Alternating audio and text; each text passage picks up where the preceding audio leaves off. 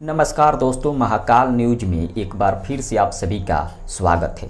दोस्तों, कुछ दिन पहले एक इंटरव्यू में कहा गया था कि बहुत जल्द खेसारी लाल यादव और काजल राघवानी एक साथ नजर आएंगे, क्योंकि इंटरव्यू में ये भी कहा गया था कि इन लोगों का जो दुश्मनी है, जो झगड़ा है, ख़त्म हो गया है।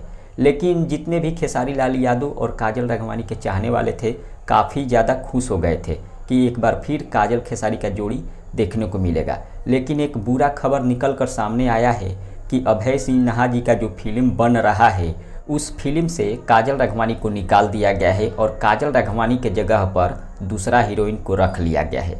लेकिन एक और बात आपको बता दें, काजल राघवानी को जो अभय सिन्हा जी का जो अगला फिल्म आएगा पवन सिंह का, उसके साथ रखा गया है। जी हाँ, पवन सिंह के साथ में काजल राघवानी नज़र आएगी। लेकिन जो खेसारी लाल और काजल राघवानी के जो चाहने वाले थे, उनके दिल पर चोट लगा है और काफ़ी बुरा लगा है, क्योंकि बहुत दिनों से ये लोग इंतज़ार में थे कि शायद एक बार फिर से काजल राघवानी और खेसारी लाल यादव का जोड़ी देखने को मिलेगा।